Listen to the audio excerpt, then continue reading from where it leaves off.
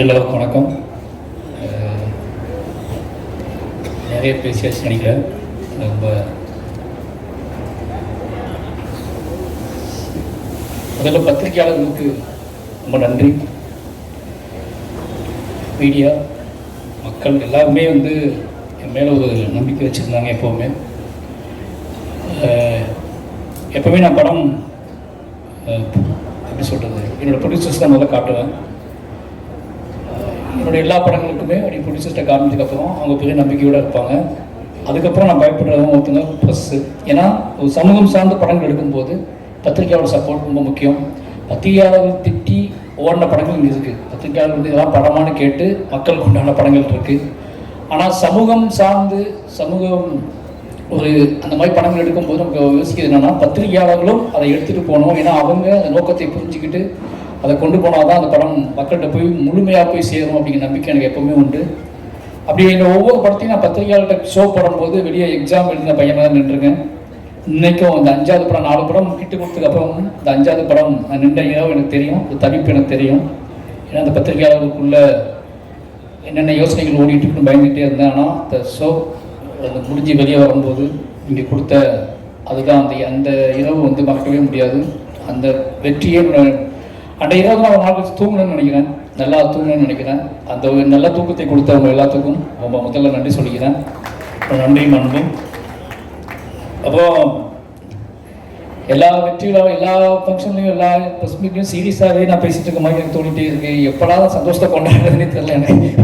அந்த பாயிண்ட்டே மறந்து போச்சு. எப்படி ஜாலியாக பேசுறதுனே மறந்து போச்சு. ஏன்னா எல்லாமே கேள்வியும் அப்படி இருக்குது, சொல்கிற பதிலும் அப்படி இருக்குது, எடுக்கிற படமும் அப்படி இருக்குது அப்படின்னு சொல்லி என்னோட இன்டர்வியூவில் அதான் எங்கள் வீட்டில் பார்க்குறதே கிடையாது. அப்படி ஆயிடுச்சு. நானே அது இன்டர்வியூ போடுமா அப்படின்னா என் பொண்ணு திட்டி விட்டுருதா, நீ ஏதாவது திட்டி வச்சுருப்பேன், சண்டை போட்டு வச்சுருப்பேன், அது எதுக்கு பார்க்கணும்னு சொல்லி ரொம்ப சந்தோஷமாக இருக்குது. என் டீம் இந்த படம் மற்ற படத்தோட இந்த படம் என்ன ஸ்பெஷல் அப்படின்னா எனக்கு ரொம்ப சந்தோஷமான விஷயம். இந்த படத்தில் இருக்கவங்க எல்லாருமே என்னை ரொம்ப நம்புனாங்க. அவங்க வாழ்க்கையை என்கிட்ட கொடுத்தாங்க. அது துருவாக இருக்கட்டும், நிவாசாக இருக்கட்டும், எழிலாக இருக்கட்டும், சக்தியாக இருக்கட்டும், என்னோடய ஆர்ட் டைரக்டராக இருக்கட்டும், என்னோட நடிகைகள் நிதிஷாவாக இருக்கட்டும், எல்லாருமே பொதுவாக என்ன அப்படின்னா எனக்கு ஒரு பெரிய ப்ரெஷர். இந்த படத்தை எப்படி எடுக்க போகிறோம், ஸ்கிரிப்ட் எப்படி அப்படிலாம் பயமே எனக்கு இல்லை. ஒருத்தர் பிளாங்காக நம்பி ஒரு டைரக்டரை நம்பி நம்ம ஒப்படைக்கணும்னு வராங்கல்ல, இது ஸ்பாட்டில் இருந்துக்கிட்டே இருக்கும். நம்ம ஏதோ முக்கியமான வெற்றி படத்தை நடிச்சிட்டு இருக்கோம்னா டெய்லி ஸ்பாட்டில் எல்லா ஃபேஸ்லையும் அது இருக்கும். அதை பார்க்கும்போது நமக்கே பயமாக இருக்கும். இந்த ப்ரொடியூசரை பார்க்கும்போது கூட பயமாகாது, என்னோட நடிகர்களை பார்க்கும்போது பயமாக இருக்கும். அவங்க உறுதியாக நம்புவாங்க இந்த படம் நல்ல படம், அந்த படம் ஹிட்டு அப்படின்னு நினச்சிட்டு ஃபஸ்ட் நாள் ஷூட்லேருந்து நம்பிட்டு நம்ம கூடவே சுற்றிட்டு இருப்பாங்க. நமக்கு தான் தெரியும், இது எவ்வளோ கஷ்டம், இதுதான் நல்லா வந்தால் தாண்டா அந்த படம் நல்லா வரும். நீ நம்புறதுனால படம் நல்லா வந்துடாது, நீ நம்பி உழைச்சாதான் நல்லா வரும்னு சொல்லி நிறைய சண்டை போட்டு தான் வேலைகள்லாம் வாங்கியிருக்கோம். அதில் முக்கியமாக சொல்லலாம் துருவோட முதல்ல அங்கேருந்து ஆரம்பிக்கலாம்னு நினைக்கிறேன். ஏன்னா துரு ஒன்றே ஒன்று தான் நான் சொன்ன துருவிட்ட, துரு நான் இந்த படத்தை பண்ணக்கூடாது, அப்படி இந்த படம் இந்த கதையை பண்ணக்கூடாதுன்னு நான் முடிவாக இருந்தேன். மோஸ்ட்டு ரஞ்சித் நாடு கூட சொன்னேன், நான் இந்த படம் பண்ண வேண்டாம்னா ரொம்ப கஷ்டமாக இருக்கும் அப்படின்னு சொல்லி நிறைய உழைப்பை கேட்கும் போல இருக்குது. கூட இருக்கவங்களாம் நம்ம எப்படி வேலை வாங்க போகணும்னு தெரில. சாதாரணமாக ஒரு சினிமா எடுக்கும் போதே நம்மளோட பெர்ஃபார்மன்ஸுக்காகவும் நம்மகிட்ட இருக்க அரசியலுக்காகவும் அவங்கள்ட்ட புரிய வச்சு அவங்கள்ட்ட வேலை வாங்குறது சிக்கலாக தான் இருக்குது. பட் இது உடல் உழைப்பு கேட்குற படமாக இருக்குது. இந்த உடல் உழைப்பு கேட்குற படத்தில் நான் என்னோட எமோஷ்னல், என்னோட பொலிட்டிக்கல், இதுக்குள்ளே என்னோட விஷுவல்ஸ் இதை தாண்டி ஒரு கொடூரமான உழைப்பு தேவைப்படுது. இது எப்படி நான் ஆர்டிஸ்ட்டை கன்வே பண்ணி வாங்குறது, இதுக்கான கால அளவுலாம் செட் ஆகுமா, இடையில கான்ஃப்ளிக்ட் ஒருத்தரோட வாழ்க்கைக்கு எடுத்த மாதிரி ஆகிடுமே அப்படிங்கிற பயம்லாம் இருந்துச்சு எனக்கு. அப்போ ரஞ்சித் சொன்னாரு, இதை பண்ணுறா அப்படின்னா முடியும் பண்ணுன்னு சொன்னார். அப்போ திருவிட்ட நான் சந்திச்சு சொன்னேன், இந்த மாதிரி நம்ம பண்ணலாம், பட் ஆனால் ஒரே விஷயம் தான், முழுசாக நீங்கள் நம்பணும். மாரி செல்வராஜ் அப்படிங்கிற ஒருத்தனை நீங்கள் நம்பணும். அவன் வாக்கை காப்பாற்றுவான். நம்ம என்ன நினச்சி போகிறோமோ அதை முழுசாக நமக்கு அதை கொடுப்பாங்க, நீங்கள் நம்பணும். ஃபைனலி அந்த ரிசல்ட் நான் சொல்லவே மாட்டேன், அந்த ரிசல்ட் நான் சொல்லவே முடியாது, அது ஆடியன்ஸ் தான் சொல்லணும்னு சொல்லியிருந்தேன். அதை நம்பினா நீங்கள் வாங்கலாம், இல்லைனா அந்த படம் பண்ண வேண்டாம்னு சொல்லியிருந்தேன். 2 வருஷம் அதுக்காக நம்பி உட்காந்துருந்தப்பல அந்த நம்பிக்கை தான் இந்த படத்தோட ட்ராவல். அந்த நம்பிக்கையில்னா அந்த படம் தொடங்கப்பட்டிருக்கவே இருக்காது. ஒரு ஆர்டிஸ்ட் ஒரு ஹீரோவை முழுசாக நம்பும் போது அது என்ன மேஜிக் நடக்கும் அப்படிங்கிறத நான் அந்த படத்தோட வெற்றி மூலமாக உணர்றேன். இந்த படம் முழுக்க என்னை எல்லாரும் நம்பினதுக்கப்புறம் இந்த படத்தோட அவுட்புட்டு, இந்த படத்தோட மாரி செல்வராஜோட சினிமாவில் இது கொஞ்சம் இது பெஸ்ட்டாக இருக்குது, அவரோட ஃபிலிம் லாங்குவேஜ் மாறி இருக்குது, அவரோட விஷுவல் சென்ஸு அப்படி இப்படின்னு ஒரே இடம் இது எல்லா பாராட்டுக்கும் ஒரு முக்கியமான காரணம் என்னன்னு நான் யோசித்தேன் அப்படின்னா, எனக்கே வந்து அப்படியா அப்படியா அப்படின்னு யோசிக்கும் போது ஒரே ஒரு காரணம், என்கிட்ட எல்லாரையும் நீ நம்பினாங்க. முழுக்க முழுக்க என்னோட வார்த்தையை மட்டுமே அவங்க கேட்டு ஏதோ ஜட்ஜ்மெண்ட், அதாவது முடிவெடுக்கிற இடம் எனக்கு கொடுத்தாங்க. அது என்ன அப்படின்னா, ஒருத்தர் முழுசாக நம்பும் போது நமக்கு வந்து அவங்கள இன்னும் திருப்திப்படுத்தணும், அவங்களுக்கு நம்ம கிஃப்ட் கொடுக்கணும், அவங்களுக்கு நம்ம நம்புகிறாங்க அப்படிங்கிறதுக்காக இறங்கி வேலை பார்த்தது அந்த படம். இந்த படம் அவ்வளோ பெரிய வெற்றி அடைஞ்சதுக்கு காரணம் அவங்களோட உழைப்பு தான். முக்கியமாக அது சொல்ல வேண்டியது வந்து துருவ் சொல்லிட்டு நான் அடுத்து பசுபதி சார். பசுபதி சார் வந்து இந்த கேரக்டர் யார் பண்ணலான்னு முடிவு பண்ணும்போது நான் முடிவு பண்ண இந்த எனக்கு மண்டக்கில் மட்டும் தான் இருந்துச்சு. இந்த படத்தில் 2 ஹீரோ அப்படின்னு என் மண்டக்கில் எப்பவுமே இருந்துச்சு. அது அப்படின்னு நினச்சிக்கிட்டு நான் என்ன பண்ணேன் அப்படின்னா, இன்னொரு ஹீரோ தேடியே போயிட்டு இருந்தேன். எஸ்.எஸ். சூர்யா சார்ட்டுக்காக சொன்னேன், விஜய் சேதுபதி சார்ட்டுக்காக சொன்னேன், அப்புறம் நைஸாக விக்ரம் சார்ட்டு துண்டை போட்டேன் இந்த ப்ராஜெக்டை பெருசாகணும்னு சொல்லி. யாரெல்லாம் கண்ணுக்கு ஹீரோவாக பெரிய ஹீரோக்கள் இருப்பாங்களோ அவங்களாம் உள்ள கொண்டு ட்ரை பண்ணிக்கிட்டே இருந்தேன். ஏன்னா அந்த அப்பா வந்து ஹீரோவாக எனக்கு தெரிஞ்சுக்கிட்டே இருந்தார்.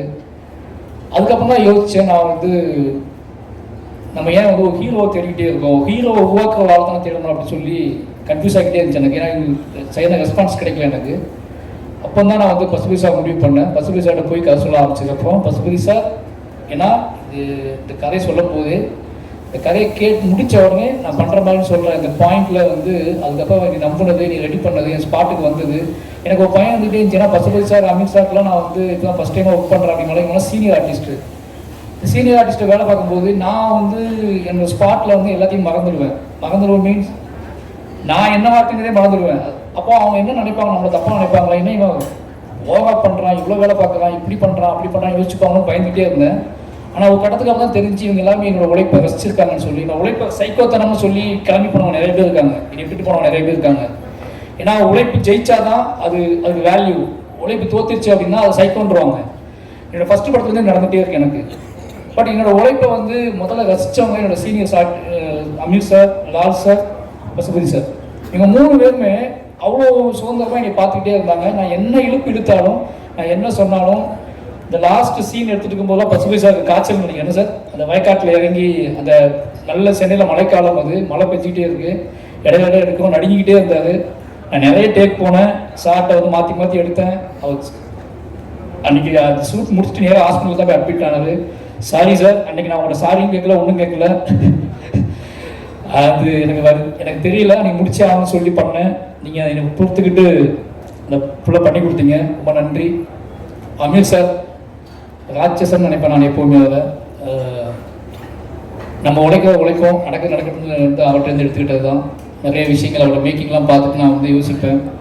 ஒரு சினிமாவை ஒருத்தர் வந்து நம்ம இன்னொன்று பண்ண போக கிடையாது, அந்த கதைக்கு எவ்வளோ உழைக்கணுமோ அவ்வளோ உழைச்சி கொடுப்போம் அப்படின்னு பண்ணுறதுக்குள்ள அது அவர்கிட்ட எடுத்துக்கிட்டது. அந்த திமிர் எனக்கு ரொம்ப பிடிக்கும், அந்த திமிர்லேருந்து எடுத்துக்கிட்டது தான். அவர் தான் வேணும்னு நெட்டுக்கிட்டோம் ஸ்கிரிப்டுக்காக. தலைவர் வரலன்னா தலைவர் நான் கூப்பிடலை,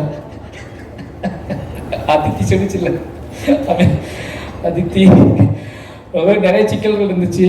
அப்போ என்ன சொல்கிறது, அமீர் சார் வேற உள்ள வரமாட்டாங்கன்னு பயமாக இருந்துச்சு எனக்கு. அது காரணம் அமீர் சார் சுற்றி நிறைய பிரச்சனைகள் நடந்துட்டு இருந்துச்சு. இந்த பிரச்சனைகளோட எப்படி ஸ்பாட்டுக்கு ஃபாலோ ஆகணும்னு டவுட் இருந்துச்சு. நான் உறுதியாக நம்பினேன், நம்ம நம்புகிற அந்த சும்மா ஒரு கிரிஞ்சி டைலாக் தான், நம்ம நம்ப ஆர்ட் ஃபார்ம் ஒன்று பண்ணால் அந்த ஆர்ட் ஃபார்மை அவங்களோட கூட்டிகிட்டு வரண்டா அப்படின்னு சொல்லி எல்லா இடத்துலையும் க்ளீன் மேட் வைங்களா அப்படின்னு சொல்லி 60 நாள் க்ளீன் மேட்லேயே ஷூட் பண்ணிட்டு இருக்கோம். அந்த க்ளீன் மேட்டில் யார் வரான்னு கேட்டுகிட்டே இருக்காங்க. அதை சொல்றதுக்கும் பயமாக இருக்குது, அமீர் சார் வரான்னு சொல்றதுக்கும். அதுக்கப்புறம் கடைசியாக தகவல் கிடச்சி அமீர் சார் வரப்போறான்னு சொல்லி அப்ளாஸும் நியூகம் ஸ்டுடியோஸும் முடிவு பண்ணி சரி கொடுக்குவோம் வாங்கிக்கோ அப்படின்னு சொல்லி கொடுத்தாங்க. அமீர் சார் வந்தார். அந்த படத்தோட ஆன்மா உள்ள அந்த மாதிரி ஒரு ஃபீல் இருந்துச்சு. ஏன்னா எனக்கு தெரியும் இந்த அமீர் சார் ஏன் இவ்வளோ அமீர் சார் பற்றி நான் பேசணும்னு தெரியும். அது ஒரு பர்சனல் கனெக்ட் இருக்குது. அந்த கேரக்டர் உள்ள அமீர் சார் உள்ள வந்ததுக்கப்புறம் தான் நான் இந்த படத்தோட வேகம், இந்த படத்தை எடுக்கிறதுக்கான நோக்கமும் எனக்கு முழுசாக நிறைவேற மாதிரி தோணுச்சு. ரொம்ப நன்றி சார். அதை புரிஞ்சுக்கிட்டு நீங்கள் என்னோட எமோஷனலை புரிஞ்சுக்கிட்டு நடிச்சிங்க. எமோஷனலாக ஒரு டைரக்டரோட எமோஷனல் மட்டும் இல்லை, பொதுவாகவே மாரி செல்வராஜுங்கிறவன் இந்த படம் ஏன் எடுக்கிறான் அப்படிங்கிறத தெரிஞ்சுக்கிட்டு இந்த கேரக்டர் நம்மளை ஏன் சூஸ் பண்ணான், இந்த கேரக்டர் அவன் எவ்வளோ நேசிக்கிறான், இதுதான் தெரிஞ்சுக்கிட்டு அதை பண்ணார். அதனால தான் அந்த அவுட்புட் கிடச்சி. அந்த பாம் ஷாட் கூட சொன்னாங்கல்ல, அது எல்லாம் என்கிட்ட கேட்டாங்க, அது என்ன எப்படி நடிச்சாருன்னு கேட்டாங்க. நான் சொன்னேன் அது அமீர் சார் நடித்தார் அப்படின்னு சொல்லி. அது அங்கே தான் அப்படியே தான் எடுத்தோம். எனக்கு பயமாக தான் இருந்துச்சு. ஓகேவா சார் நான் கேட்டேன். ஓகே நீங்கள் எடு அப்படின்னு எடுத்தோம். இது வரைக்கும் எங்கிட்ட வந்து அன்கம்ஃபர்டபுளாக எனக்கு பேசவே இல்லை. இப்போ வரைக்கும் நீ ரசிக்கிறாரு, நீ கொண்டாடுறாரு. ரொம்ப நன்றி சார். அப்புறம் வந்து லால் சார், இந்த 3 பேர் முக்கியமானவங்க. Pasupathi sir, Lal sir, Amit sir 3 பேர் முக்கியமானவங்க. லால் சார் வந்து இந்த கேரக்டர், லால் சார் எப்படி அமித் சார் கேரக்டர் எவ்வளோ முக்கியமோ அதில் லால் சார் கேரக்டர் ரொம்ப ரொம்ப முக்கியம். அது காரணம் மனத்து கணேசன் தான். எனக்கு அமித் சார் கேரக்டர் ரொம்ப முக்கியம், ரொம்ப சோல். நான் அதை பார்த்தே வளர்ந்த ஒருத்தன், அதை நம்பியே வளர்ந்த ஒருத்தன். மனதி கணேசன் அப்படிங்கிறவங்க வந்து லால் சார் கந்தசாமி கேரக்டர், அந்த கேரக்டரோட பாயிண்ட் ஆஃப் வியூ, அந்த கேரக்டரை நேசிச்சு அந்த கேரக்டரில் வளர்ந்த ஒருத்தர், அதை நம்பி வாழ்க்கையை ஒப்படைச்ச ஒருத்தர். இப்போ 2 பேரும் நான் மிக்ஸ் பண்ணுறேன். அமித் சார் மனத்தி கணேசனையும் மாரி செல்வராஜையும் மிக்ஸ் பண்ணி ஒரு கதை பண்ணுறேன்னு தான் பண்ணுறேன். அப்படிங்கும்போது இந்த 2 கேரக்டர் தான் என்னுடைய emotional. Lal sir character, Amit sir character, Kandasamy, Pandiyaraja. இந்த 2 கேரக்டருக்குள்ளேயும் எங்கள் 2 பேரோட ஆன்மா இருக்குது. இந்த 2 கேரக்டரையும் 2 பேருமே நேசிக்கிறோம். இந்த 2 கேரக்டரையும் நான் பயங்கரமாக இந்த 2 கேரக்டர் தான் இந்த படம் எடுப்பதற்கான முழு ஆன்மான்னு எங்களுக்கு தெரியும். அதனால் அந்த கேரக்டர் டிசைன் பண்ணுறது நான் யோசிச்சுக்கிட்டே இருந்தேன். அந்த கேரக்டர் லால் சார் பொருத்தமாக அமைஞ்சார். அவரும் இந்த கதையை புரிஞ்சுக்கிட்டு எனக்கு எல்லா வேலையும் செஞ்சு கொடுத்தாரு. ரொம்ப முக்கியமானது, அந்த டைலாக்ஸ் எடுக்கும்போது லால் சார்கிட்ட வந்து நம்ம என்ன டைலாக் வாங்கி இந்த படத்தை ஃபுல்ஃபில் பண்ணுவோம். ஏன்னா அந்த அமித் சாரும் லால் சாரும் பேசக்கூடிய டைலாக் தான் அந்த படத்தோட மையம்னு எனக்கு நல்லாவே தெரியும். என்னதான் கிட்டானோட வாழ்க்கை இருந்தாலும் இவங்க 2 பேரும் பேசி என்னவா முடிவுக்கு வராங்க அப்படிங்கிறது முக்கியமான விஷயம் எனக்கு தெரியும். அந்த 2 விஷயங்கள் எழுதும்போது மட்டும்தான் நான் ரொம்ப இத்தனை நாள் கற்றுக்கிட்ட சினிமா, கிராஃப்ட்டு, என்னோடய வாசிப்பு, இது எல்லாத்தையும் மிக்ஸ் பண்ணி என்னோட அறிவு, என்னோட ஒட்டுமொத்த ஊர் சார்ந்த பார்வை, இது எல்லாத்தையும் உள்ளே வச்சு அந்த கேரக்டர் டிசைன் பண்ணேன். அந்த கேரக்டர் 2மே மக்களால் ஏற்றுக்கொள்ளப்பட்டதும், அந்த 2 கேரக்டரோட பக்கம் இருக்கக்கூடிய எமோஷனல், சண்டை, பகை, நியாயங்கள், தர்க்கங்கள், இது எல்லாமே ஒரு அளவுக்காவது புரிஞ்சு அது ஒரு சமநிலை நோக்கி நகர்ந்ததுக்கு அப்படிங்கிறதுக்கான வெற்றியாக தான் அந்த வெற்றியை நான் பார்க்குறேன். அதை நான் உணர்றேன். திருநெல்வேலி மண்ணிலிருந்து, திருநெல்வேலியில் சார் சொன்னார் நிறைய ரிப்போர்ட்டர் என்னை கேள்வி கேட்டாங்கன்னு. அவங்க கேள்வி கேட்கும்போது நான் தைரியமாக ஹேண்டில் பண்ணுறதுக்கான இதை கொடுத்தது அங்கே இருக்க மக்கள் தான். அந்த மக்கள் அந்த படத்தையும் ஒட்டுமொத்த தமிழ் மக்களும் அங்கே அந்த படத்தை கொண்டாடிக்கிற விதம் எனக்கு தெரியும். அதனால் வந்து லால் சாருக்கு அந்த கேரக்டரை வடிவமைச்சு கொடுத்த லால் சாருக்கு ரொம்ப நன்றி. அப்புறம் இவங்க 3 பேர் முடிச்சிட்டாங்க. அப்போ ரஜிஷா சொல்லணும். ரஜிஷா வந்து இந்த கேரக்டர் வந்து நிறைய பேர்ட்ட நான் சொன்னேன், தமிழ் நடிகர்கள்ட்ட நிறைய பேர்ட்ட சொன்னேன். அதை வந்து அக்கா அப்படிங்களே யாரும் பண்ணலன்ட்டாங்க. பண்ணுறேன்னு சொல்லிக்கலாம், வந்து கடைசி நாளில் பண்ணலன்ட்டாங்க. எனக்கு ரொம்ப கஷ்டமாக இருந்துச்சு. என்னடா இதுதான் இந்த படத்தோட முக்கியமான விஷயமா இருக்குது, இவ்வளோ ஸ்பேஸ் இருக்குது இந்த படத்துக்கு அப்படிலாம் சொல்கிறோம். எவ்வளோ சொல்கிறோம், நான் புரிய வைக்க ட்ரை பண்ணிட்டேன் நிறைய ஆர்டிஸ்ட்டை. மாரி செல்வராஜ் படம் ஓகே, பட் ஆனால் அக்காலும் நடிக்க முடியாதுன்னு சொல்லிட்டு நிறைய பேர் சொல்லிட்டாங்க. ரொம்ப எமோஷனலாக இருந்துச்சு எனக்கு. அது ரொம்ப கஷ்டமாக இருந்துச்சு. ஏன்னா ஒரு கேரக்டர் கதாநாயகன் கூட காதலிச்சா மட்டும்தான் அது கதைக்கு சம்மந்தப்பட்ட கேரக்டர் நம்பக்கூடிய சூழலும் இருக்குமே அப்படிங்கிற எப்படி புரியவே தெரியல. ஏன்னா வாழையில் அம்மா தான் கதாநாயகன் நான் நம்பிட்டு இருக்கேன். அதே மாதிரி என்னோட ஒவ்வொரு படத்துலையும் ஒரு சினிமா நம்ம பார்க்குறோம். அந்த படம் பார்க்கும்போது முடிச்சுட்டு வெளியே போகும்போது ஒவ்வொரு பார்வையாளனுக்கும் எந்த கதாபாத்திரத்தை வீட்டுக்கு கூட்டிகிட்டு போகிறானோ அந்த கதாபாத்திரம் தான் அந்த பார்வையாளனுக்கு அந்த கதையின் நாயகனோ நாயகியோ அப்படிதான் நான் நம்பி படம் எடுப்பேன். பட் இந்த கேரக்டர் யாரும் பண்ண மாட்டேன்னு சொன்ன உடனே எனக்கு கொஞ்சம் கஷ்டமாக தான் இருந்துச்சு. அப்போ தான் ரிஷாவுக்கு ஃபோன் பண்ணேன். ரிஷா ஃபோன் அடிச்சுட்டு எனக்கு இந்த படம் பண்ணணும்னு சொன்னேன். அக்கான்னு சொன்ன உடனே அவங்க ஒன்றும் யோசிக்கல, நான் பண்ணுறேன்னு வந்து பண்ணாங்க. நிறைய உழைப்பு போட்டிருக்காங்க இந்த படத்தில், எனக்கு நல்லா தெரியும். ஏன்னா ஒரு கேரக்டர் பண்ணும்போது பெரிய உழைப்பு போடுறதுக்குள்ள அது ரொம்ப முக்கியமான விஷயம். எனக்கு நல்லா தெரியும். மென்டலாகவும் நிறைய உழைப்பு போட்டிருக்காங்க, அவங்களுக்கு ரொம்ப நன்றி. அப்புறம் அனுபமா பற்றி சொல்லணும். அனுபவா நான் ஏன் சூஸ் பண்ணேன்னு எல்லாரும் கேட்டுகிட்டே இருந்தாங்க ரொம்ப நாளைக்கு. அவங்களோட இந்த அனுபவம் எப்படி இந்த படத்தில் வந்தாங்கன்னு சொல்லி. இந்த படம் ஃபஸ்ட்டு பவுண்டட் ஸ்கிரிப்ட் வந்து வேற ஒரு பாயிண்ட் ஆஃப் வியூவான கதை. ரஞ்சித் அண்ணாவுக்கும் எனக்கு மட்டுமே தெரிஞ்ச கதை. இந்த கதை வந்து ஒரு 50 வயசு ஒரு கணவன் மனைவிக்குள்ள தான் தொடங்கும் இந்த பவுண்டட் முதல் ஸ்கிரிப்ட். அப்போ அந்த கணவன் மனைவி காதல் அந்த கதைகளுக்குள்ள தான் அதுலேருந்து மீட்டெடுக்கப்பட்ட ஒருத்தரோட கதையாக தான் நம்ம எழுதியிருந்தேன் முதல்ல. அப்போ எனக்கு ரொம்பவே ஒரு கணவனை தூக்கி பிடிக்கக்கூடிய உடலாலும் உள்ளத்தாலும் அவனை என்ன சொல்றது மீட்டெடுக்கக்கூடிய ஒரு கதாபாத்திரம் வேணும். அதில் நிறைய என்ன சொல்றது ரொம்ப ராவான சீன்ஸ்லாம் எழுதியிருந்தேன். நான் ரொம்பவே நிஜமான சீன்ஸ்லாம் எழுதியிருந்தேன். அதை தைரியமாக பண்ணுறதுக்கு நிறைய ஆர்டிஸ்ட்டை போனேன். நான் அந்த சீன்ஸ்லாம் சொல்லிட்டு அந்த சீன்ஸ் சொல்லும் போது நிறைய ஆர்டிஸ்ட் அவாய்ட் வந்து இல்லை இது பண்ண முடியாது சார்னு சொல்லிட்டாங்க. ஏன்னா அந்த பவுண்டட் ஸ்கிரிப்ட் அப்படி இருந்துச்சு அப்போ ஃபஸ்ட்டு. ரஞ்சித் அண்ணாவுக்கு பிடிச்ச ஸ்கிரிப்ட் இப்போ வரைக்கும் அதை நான் பண்ண ஒரு அர்த்தம். ஏன்னா அது முழுக்க காதலால் நிரம்பி இருக்கும். அந்த கிட்டானோட காதலால் நிரம்பி இருக்கும். அதுக்கு தான் நான் அனுபவம் சூஸ் பண்ணது. அனுபவம் அந்த கதையை நான் சொல்லும் போது சூப்பராக இருக்கு சார் நான் பண்ணுறேன் சார்னு சொல்லிட்டாங்க. பட் அதுக்கப்புறம் நான் பேசி பேசி பேசி பேசி அது வேறு இடத்துக்கு போய் அது பொலிட்டிக்கலாக வேறு ஸ்டைலுக்கு போயிடுச்சு. அப்பவும் அந்த கதை இதுக்கு அந்த அந்த ராணியோட கதாபாத்திரம் ரொம்ப சின்னதாகிடுச்சு. அந்த ஆனாலும் நான் மறுபடியும் அனுபவோட சொன்னேன், இது பழைய மாதிரி இல்லை, ஆனால் இப்போ வேறு மாதிரி ஆயிடுச்சு, ஆனால் நீங்கள் பண்ண பெட்டராகன்னு தோணுது அப்படின்னு. அதுவும் நம்பி எனக்கு பண்ணி கொடுத்தாங்க. அனுபவமா உங்களோட உழைப்புக்கும் அந்த நம்பிக்கைக்கும் ரொம்ப நன்றி. அடுத்து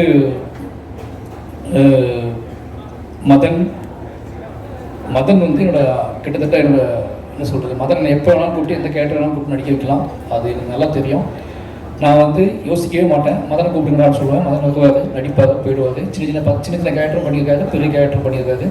இதில் ஒரு முக்கியமான கேரக்டர் பண்ணார், சந்தோஷம். அவருக்கு இவ்வளோ விஷயம் ஏன்னா மதனுக்கு நாங்கள் கேரக்டர் கொடுத்ததுக்காக மதன் ஃபோன் பண்ணாரா இல்லையோ, சினிமாவில் வந்து நிறைய பேர் ஃபோன் பண்ணி மதனுக்கு இந்த கேரக்டர் கொடுத்ததுக்காக ரொம்ப நன்றி சொல்லிட்டே இருந்தாங்க. எனக்கு அதான் அப்போ தான் ஆச்சரியமாக இருந்துச்சு, மதன் சினிமாவுக்குள்ள எவ்வளோ பேர் சம்பாதிச்சிருக்காரு, எவ்வளோ நட்புகள் வச்சிருக்காரு அப்படின்னு சொல்லி நிறைய பேர் ஃபோன் பண்ணி, தலைவா சூப்பர் தலைவா, மதனுக்கு இந்த கேரக்டர் கொடுத்துருக்கீங்க அப்படின்னு சொல்லி ரொம்ப நன்றி மதன். அப்புறம் பிரபஞ்சன் அப்படின்னு சொல்லணும். முதல்ல இந்த இடத்துல ஒரு முக்கியமான விஷயம் சொல்லணும்னு நினச்சிருக்கேன். இதில் வந்து இந்த படத்தில் முக்கியமாக நன்றி சொல்ல வேண்டியது கலையரசனுக்கும் ஹரிக்கும் சொல்லணும்னு நினைக்கிறேன். ஏன்னா அந்த படத்தில் கலையரசன் வந்து துரு கூட ஒரு 20 நாள் ட்ரைனிங் வந்தார், ஹரியும் துவங்கி 20 நாள் ட்ரைனிங் வந்தார். 2 கேரக்டரு. நான் எப்படி துருவை கஷ்டப்படுத்தினோ அதே மாதிரி அவங்க நிறுத்தி கஷ்டப்படுத்தினேன். ஆனால் எதிர்பார்த்த விதமாக ஹரிக்கு வந்து காலில் அடிபட்டுடுச்சு, திருப்பி ரன் பண்ண முடியல. அந்த ஹரி பண்ண வேண்டிய கேரக்டர் தான் என்னோட அண்ணன் கண்ணன் பண்ணார். அந்த அனுபவமான அண்ணன் பண்ண கேரக்டர் ஹரி பண்ணிக்கிட்டு அந்த 4 நாள் ஷூட் பண்ணேன். இந்த 4 நாள் ஷூட்டிங்கில் அவருக்கு அடிபட்டுடுச்சு. திருப்பி அவருக்காக தான் வெயிட் பண்ணோம், ஆனால் அது சரி பண்ண முடியல. ஹரிக்கு ரொம்ப நன்றி. ஏன்னா எனக்கு தெரியும் அதை இப்போ உங்களுக்கு அது இந்த கேரக்டர் மிஸ் ஆனதில் ஒரு ஃபீல் இருக்கலாம், அதுக்காக மன்னிப்பு கேட்டுக்கிறேன். பட் ஹரிக்கு ரொம்ப நன்றி. அதேமாதிரி கலையரசன் தான் பிரபஞ்சன் கேரக்டருக்காக சூஸ் பண்ண ஒரு கிட்டத்தட்ட 20 நாள் ட்ரைனிங் கொடுத்துட்டு இருந்தேன். அவருக்கு இதே மாதிரி தான் அடிபட்டுடுச்சு. அப்போ இவங்க எல்லாரும் கேரியரை நம்ம காலி பண்ணுறோமோன்னு தோண ஆரம்பிச்சிச்சு எனக்கு. ஏன்னா எல்லாத்துக்கும் அடிப்படுது, அடுத்து மூவ் ஆக மாட்டேங்குதுன்னு சொல்லிட்டு பயத்தில் தான் நான் வந்து யாருக்கெல்லாம் அடிபட்டா ஒன்றும் செய்யாதோ அந்த மாதிரி ஆளெல்லாம் கூப்பிடலான்னு முடிவு பண்ணி பிரபஞ்சன் கபடி பிளேயர்லாம் கூப்பிடலான்னு சொல்லி எல்லா கபடி பிளேயரையும் கூப்பிட ஆரம்பித்தோம். கலையரசனுக்கு ரொம்ப நன்றி. ஏன்னா இந்த வெற்றியில் உனக்கும் பங்கு இருக்குது, ரொம்ப ரொம்ப நன்றி. பிரபஞ்சன் கலைப்பதாக வந்தவர் தான் பிரபஞ்சன் நான் வந்து முதல்ல சொன்னது, கலை போயிட்டான், அப்போ நம்ம என்ன பண்ணோம் அப்படின்னா இதுக்கப்புறம் எவ்வளோ அடி விழுந்தாலும் தாங்கக்கூடிய உடம்போட அது புரிஞ்சுக்கிட்டே வாழ வேணும். அதனால் கபடி விளையாட ஒருத்தர் கூப்பிட்டுவாங்கன்னு சொல்லி பிரபஞ்சனை கூப்பிட்டோம். பிரபஞ்சன் நடிப்பு சொல்லிக் கொடுத்தோம். நடிப்பு சொல்லிட்டு போயிட்ட அவசியமே இல்லை. ஏன்னா பிரபஞ்சன்கிட்ட ஒரு இயல்பு இருந்துச்சு, அந்த இயல்புக்குள்ள ஒரு புரிதல் இருந்துச்சு, அந்த புரிதலுக்குள்ள ஒரு நம்பிக்கை இருந்துச்சு. அந்த நம்பிக்கையின் அடிப்படையில் கூட ட்ராவல் பண்ணார். ஒரு 3-4 நாள் தான் அவர் ட்ரைனிங் கிளாஸ் போயிருப்பார். ரொம்ப ஈஸியாக பண்ணி கொடுத்தாரு பிரபஞ்சன் வந்ததுக்கப்புறம் துருக்கு அது பயங்கர சப்போர்ட் ஆகிடுச்சு. பிரபஞ்சன் எனக்கு தெரில என்னோட ஆர்டிஸ்டாக தொடர்பாக நினைக்கிறேன். நன்றி, வாழ்த்துக்கள் பிரபஞ்சன். அப்புறம் எல்லா நிறைய நடிகர்கள் எங்கள் ஊருக்காரர்கள், அப்புறம் வள்ளி நாயகம் சொல்லலாம் கோச்சுக்குவாங்க தலைவர், ஓகேங்களா. அவன் வேற ஒரு படையை வச்சிருக்கான். அந்த படை வந்து கமெண்ட்ல நம்மளை வந்து சாவடிக்குது. நீங்க எங்க அண்ணனுக்கு அது கொடுக்கல, எங்க அண்ணனுக்கு இது கொடுக்கல. எல்லா நாளும் எங்க போனாலும் அவன் தான் சொல்லி அனுப்புவானா இல்லை இது எங்க நடக்குதுன்னே தெரியல.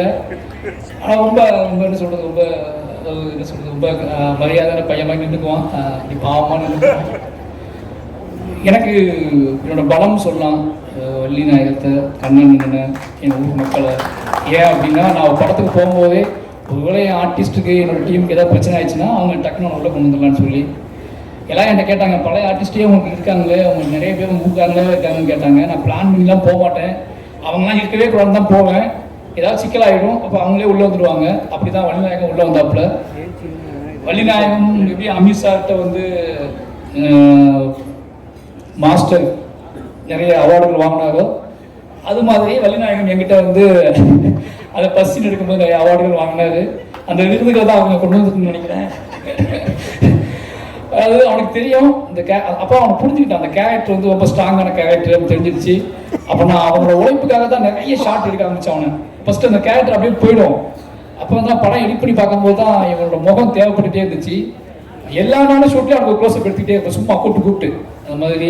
அவனோட உழைப்பு பாராட்டப்படுறதுல கொண்டாடப்படுறதுல ரொம்ப சந்தோஷம் எனக்கு. என்னமோ அவன் நடிகனாக தான் தொடரலான்னு தோணுது. ஏன்னு கேட்டிங்கன்னா அவன் எங்கள் பக்கமே வரமாட்டேன்றான். டைரக்ஷன் டிபார்ட்மெண்ட்டில் டிஸ்கஸ் பண்ணிட்டு இருப்போம், அவன் பக்கமே வரமாட்டான்.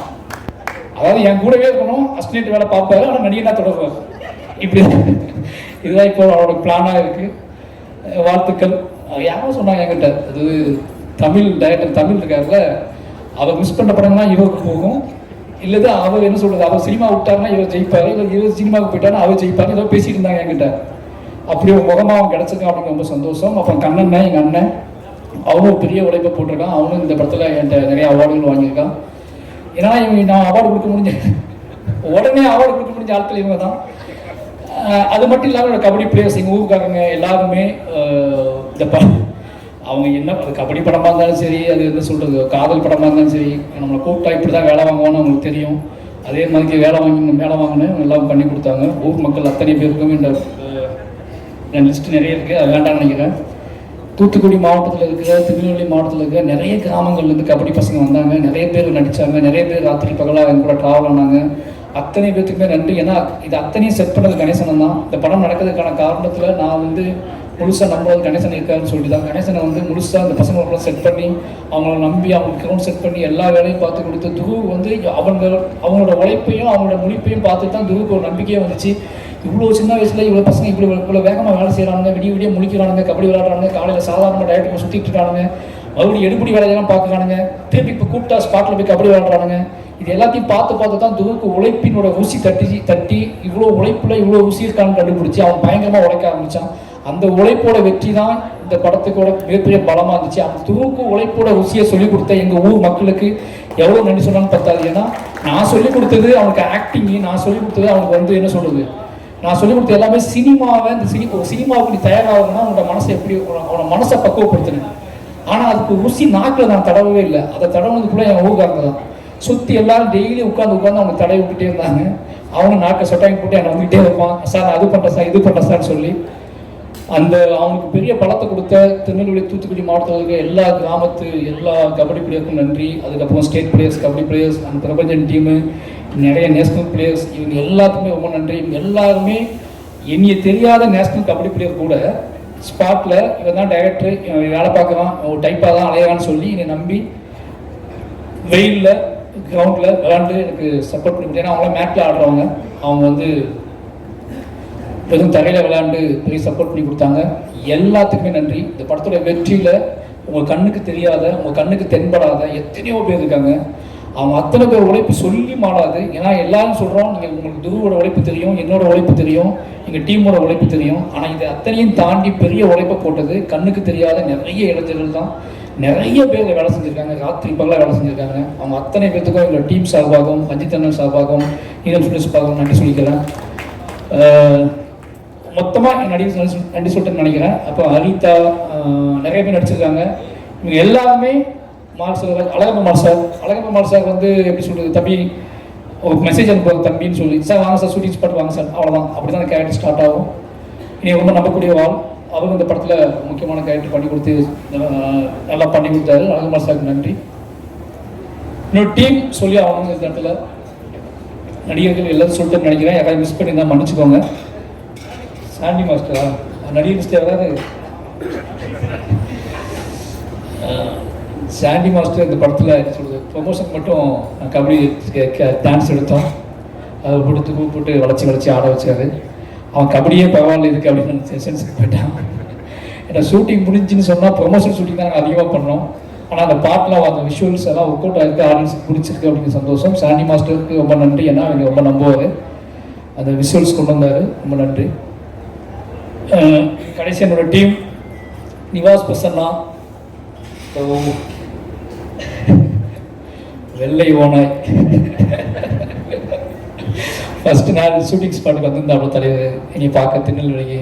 ஏன்னா அவருக்கும் திருநெல்வேலி தான், அதாவது அவருக்கு திருநெல்வேலி தான், எனக்கும் திருநெல்வேலி தான். ஆனால் எப்படி தான் வந்தார் அவர் வந்து நான் என்னமோ ஜம்மு காஷ்மீரில் ஷூட் பண்ணிகிட்டு இருக்க மாதிரி அவர் வந்து அது புதுசாக அந்த ஊருக்கு வந்தது மாதிரி உட்காந்துருந்தார். அப்போ நான் பேசிகிட்டு இருக்கும்போது நான் எங்கே போயிட்டு வந்தேன் காலையிலேருந்து அப்படின்னு கேட்டேன். காலையில் தூத்துக்குடி, திருநெல்வேலி, தென்காசியா, இந்த 3 ஊரில் இருக்க கோயிலுக்கு எல்லா கோயிலுக்கும் போயிட்டு நைட்டு ஸ்பாட்டுக்கு வந்தாப்புல. என் லைஃப்லேயே இந்த வயசில் என் கூட பழக ஆள்கிட்ட இவ்வளோ கோயிலுக்கு போன ஒருத்தர் நான் பார்த்ததே கிடையாது. அப்போ தான் சின்னதாக டவுட் வந்துச்சு எனக்கு, இது சாத்தியமாகுமா, இவ்வளோ சாமி கொண்டு வந்துருக்காப்புலையே அப்படின்னு சொல்லி. அப்போ நான் கேட்டேன், சார் உங்களுக்கு அந்த சார் வெயிட் வந்தேன்னு சொன்னாப்புல. சரி ஓகே அப்படின்னு சொல்லிட்டு ட்ராவல் பண்ண ஆரம்பித்தோம். ஃபஸ்ட் நாள் ஒரு ஸ்டூடியோவுக்கு போனேன். இந்த நிவாஸை பற்றி ஒரு விஷயம் உங்களுக்கு கிடைக்கணும் அப்படிங்கிறத சொல்கிறேன். ஃபர்ஸ்ட் நாள் ஸ்டுடியோவுக்கு போனால் நல்லா கம்மன்னு என்ன சொல்கிறது, தெய்வீகமாக இருந்துச்சு அந்த இடம். ரொம்ப அமைதியாக ஆரம்பிக்கலாமா சார்னு சொல்லி ஆரம்பிச்சு. நம்ம பழைய சினிமாலாம் பார்ப்போம்ல, லைட்டாக ஹார்மோனியத்தை டச் பண்ணுவாங்கல்ல மியூசிக் டைரக்டர்ஸு, டிங் டிங் அப்படிதான் அந்த பாட்டுகள் ஆரம்பித்தோம். இப்போ டிங் சொல்லி அவன் எப்போ படத்த முடிக்கிறதுன்னு சொல்லி, ஏன்னா அவனுக்கு எப்படி இம்ப்ரெஸ் பண்ணுன்னு தெரில. அதுக்கப்புறம் நான் அவன்கிட்ட ஜாலியாக பேச ஆரம்பித்தேன். அவனோட காதல் கதையை கேட்க, அவனை எப்படி பழகுன்னு தெரியல, அவனோட காதல் கதைகள் அவனோட ஊர் கதைகள்லாம் கேட்க ஆரம்பிச்சதுக்கப்புறம் அவனுக்கு புரிஞ்சிச்சு அந்த ஆள் ஜாலியான ஆள் தான் போல, நாம தான் சேஷானிஸ்டம்னு சொல்லி எனக்கு ஜாலியாக பேச ஆரம்பிச்சு, பழக ஆரம்பிச்சு, அதுக்கு சண்டைலாம் போட ஆரம்பிச்சு, 2 பேரும் ஒன்றா சுற்ற ஆரம்பிச்சு. அந்த பாடல்கள் நடந்துச்சு. நிவாஸ்கிட்ட பிடிச்சது என்ன அப்படின்னா, நிவாஸ் நிறைய அவார்டு வாங்கியிருக்கான் என்கிட்ட. அந்த அவார்டு வாங்கிட்டு அந்த அவார்டு வாங்கினது தெரியாமல் மன்னருக்கு காலையில் புதுசாக அவார்டு கேட்பான். சார் வேலை சார், ஏன்னா நேற்று அவார்டு கொடுத்தேன் அப்படிமா. காலையில் வந்து ஃப்ரெஷ்ஷாக மெசேஜ் பண்ணுவான், ஐ லவ் யூ அப்படின்னு மெசேஜ் பண்ணுவான். நைட் அவார்டு கொடுத்துருப்பேன், காலையில் எனக்கு மெசேஜ் வரும். எடுத்து பார்த்தா love you sir, love you 3 message இருக்கும். நிவாஸ் வந்து கற்றுக்கிட்டது ஒன்றே ஒன்று தான். ஏன்னா ஒரு கட்டத்தில் நிவாஸ் நான் புரிஞ்சுக்கிட்டேன், அவனுக்குள்ள ஒரு பயங்கரமான ஒரு வெறி இருக்குது. இசை வந்து சந்தோஷம்னு சொல்லியிருக்காரு. தலைவா அவன்கிட்ட நீ என்ன வேணால் பண்ணிக்கோங்க, அவன் எப்படிப்பட்ட நீங்கள் உங்களுக்கு அவன் செட் ஆவானு தெரியாது, ஆனால் கண்டிப்பாக அவனுக்குள்ள பயங்கரமான ஒரு மியூசிக் சென்ஸ் இருக்குது. அவன் பயங்கரமான ஆள் தலைவா, அதை மட்டும் நான் சொல்லிக்கிறேன். ஆனால் அவன்கிட்ட எப்படி பழகுவான்னு எனக்கு தெரியல, இதை மட்டும் தான் சொன்னார். அப்படி பயங்கரமான மியூசிக் சென்ஸில் ஒருத்தன் எப்படி மிஸ் பண்ண முடியும்னு சொல்லிட்டு 2 பேரும் அவங்கள ட்ராவல் பண்ண ஆரம்பித்தேன். இந்த படத்தை இவ்வளோ குவாலிட்டியாக இவ்வளோ பெருசாக மாற்றுவான்னு நான் எதிர்பார்க்கவே இல்லை. ஆனால் முழுசாக என்னைய லவ் பண்ண ஆரம்பித்து என்னோட ஆர்ட் ஃபார்முக்கு மரியாதை கொடுத்து ராத்திரி பகலாக வேலை செஞ்சு, என்ன சொல்கிறது, எப்படியாவது என்னை கன்வின்ஸ் பண்ணி என்னைய வந்து அந்த ஐ லவ் யூ நான் திருப்பி அனுப்பணும் அப்படிங்கிறத. அவங்க 50 ஐ லவ் யூ அனுப்பியிருப்பார், நான் ஐ லவ் யூ இப்போ வரைக்கும் அனுப்பவே இல்லை. இப்போ சொல்கிறேன் நிவாஸ், ஐ லவ் யூ. ஓகேங்க, நான் அனுப்பாமலே இருந்தேன். என் ஒய்ஃப் திட்டிக்கிட்டே இருக்கும், ஒரு மனுஷன் உன்னை நம்பி இவ்வளோ ஐ லவ் யூ அனுப்பி வைக்கிறான், நீ என்னன்னா ஓவர் பெரிய இவர் மாதிரி ஒன்றுமே அனுப்ப மாட்டேன். இதே வந்து சந்தோஷ் நாராயணனோ இல்லை வந்து ரகுமான் சாரோ அனுப்பியிருந்தா நீ இப்போ விட்டுருப்பியான்னு கேட்டேன். நான் சொன்னவர்கிட்ட, இல்லை அந்த ஐ லவ் யூ நான் திருப்பி அனுப்புனேன் அப்படின்னா திருப்பி அதுக்கப்புறம் அனுப்ப மாட்டான், அவன் அனுப்பிக்கிட்டே இருக்கட்டும்னு சொல்லி வச்சுருந்தேன். நிவாஸோட அம்மா அப்பா சொல்லி ஆகணும். எனக்கு நல்லா ஞாபகம் இருக்குது. ஃபர்ஸ்ட் நாள் நிவாஸ் வீட்டுக்கு போயிருக்கும்போது நிவாஸோட அம்மா அப்பா என் கையில் பிடிச்சிட்டு சொன்ன முதல் வார்த்தையை மறக்கவே முடியாது, ஏன்பா இங்கே வந்த. சந்தோஷம் தான், என்ன வாடகை படத்தில் அவ்வளோ அழகாக மியூசிக் பண்ணிட்டாரப்பா, எதுக்குப்பா இங்கே வந்த நீங்கள். ஏம்மா தோசை சாப்பிட்டு போறியாப்பா அப்படின்னா அது சொன்ன. அம்மா இல்லைம்மா நிவாஸ் தான்மா. இல்லைப்பா. அப்போ கடைசி நாள் ஆடியோ லான்ச்லாம் முடிச்சுட்டு ஈவெண்ட்லாம் முடிச்சுட்டு அதே மாதிரி கையை பிடிச்சி சொன்னார், எப்பா இன்னொரு மகன் என் வீட்டுக்கு வரணும்பா, நிவாஸ் கூட இன்னொரு படம் பண்ணணும்பான்னு சொன்னார். நிச்சயமாக நிவாஸ் கூட நான் இன்னொரு படம் பண்ணுவேன். இன்னொரு படம் இல்லை, எனக்கு வாய்ப்பு கிடைக்கும் போது நிவாஸ் கூட படம் பண்ணுவேன். ஏன்னா நிவாஸ் என் சோல், என்னோட ஏதோ வகையில் நிவாஸை நான் பயங்கரமாக நேசிக்கிறேன். அதுக்கு காரணம் நிவாஸ் வந்து என்னோட என் லைஃப்லேயே ஃபஸ்ட் டைம் நான் நிறைய அவார்டு கொடுத்து ஒருத்தர் நீ நேசிக்கிட்டே இருக்கானா அது நிவாஸ் மட்டும்தான். நான் 2 அவார்டு கொடுக்கும்போதே படம் சைக்கோட்டு போயிடுவாங்க பாதி பேர். நான் என்கிட்ட நிறைய விஷயங்கள் வாங்கி இனி இப்பவும் நேசிக்கிட்டு இருக்க ஆன்மான்னா அது நிவாஸ் பர்சன் தான். நிச்சயமாக அவன் பெரிய உயரத்துக்கு போவார். ஏன்னா அந்த இடம் காத்துக்கிட்டு இருக்கு. அவனுக்குள்ள ஒவ்வொரு நாளும் இதை பேசுவோம்னு சொல்லுவான், ஏன் சார் நான் போக முடியாது சார் சொல்லி. நான் போன இடத்துல எல்லா இதுலேயுமே எல்லா மீடியாவிலையுமே முதல்ல பார்ப்பேன், நிவாஸ் பேர் இருக்கான்னு பார்ப்பேன். நிவாஸ் பர்சனாவுக்கு வாழ்த்து போட்டிருப்பாங்க, நிவாஸ்னு போட ஆரம்பித்தாங்க. இந்த படம் கிட்டடைஞ்சதை விட இந்த படம் தொடக்க இந்த ஆடியோ ரிலீஸ் ஆனதுக்கப்புறம் நிவாஸ்னு சொல்ல ஒரு மாதிரி நம்ம இந்த பாஷா படத்தில் ரஜினி சார் முதல் குத்துவிளக்கு ஏற்றி வைப்பார்ல, அது மாதிரி முதல் குத்துவிளக்கை வந்து மியூசிக்கில் ஏற்றி வச்சோம். அது லவ் யூ நிவாஸ், நீ கண்டிப்பாக உனக்காக தான் நான் இந்த ப்ரெஸ் மீட்டில் பேசணும்னு நினச்சதே உன்னை பற்றி மட்டும்தான். ஏன்னா நான் நிறைய இடங்களில் உன்னை பற்றி பேசலை. அதுக்கான காரணம் என்னை நிறைய வேற மாதிரி கேள்வியில் கேட்டாங்க. நிவாஸ் ஜம் அவன் வந்து ஒரு பெரிய லெஜெண்டாவுக்கான எல்லா தகுதியும் திறமையும் ஒரு பயங்கரமான ஒரு லவ்வபுள் ஆன்மா, காதலால் நிரம்பி இருக்கிற ஒரு ஆன்மா. பெண்களை எவ்வளோக்குள்ள காதலிப்பானோ அதே அளவுக்கு ஆண்களையும் காதலிக்கக்கூடிய ஒரு பயங்கரமான ஆன்மா. ரொம்ப நன்றி நிவாஸ். அப்போ என்னோட எடிட்டர் சக்தி, அவன் பேசிட்டு போனால பார்த்தீங்கல்ல, உங்களோட பேர் அவன் சக்தி பேசுகிறத பார்த்தீங்கல்ல, இன்னும் எடிட்டிங் இப்படி தான் இருப்பான். எனக்கு கேட்காது, அவன் பேசிகிட்டே அவன் வந்து அமைதியாக சொல்லுவான். பட் ஆனால் அவனுக்கு ஒரு ப்ரெஷர் இருந்துச்சு. ஏன்னா ஃபஸ்ட்டு படத்தில்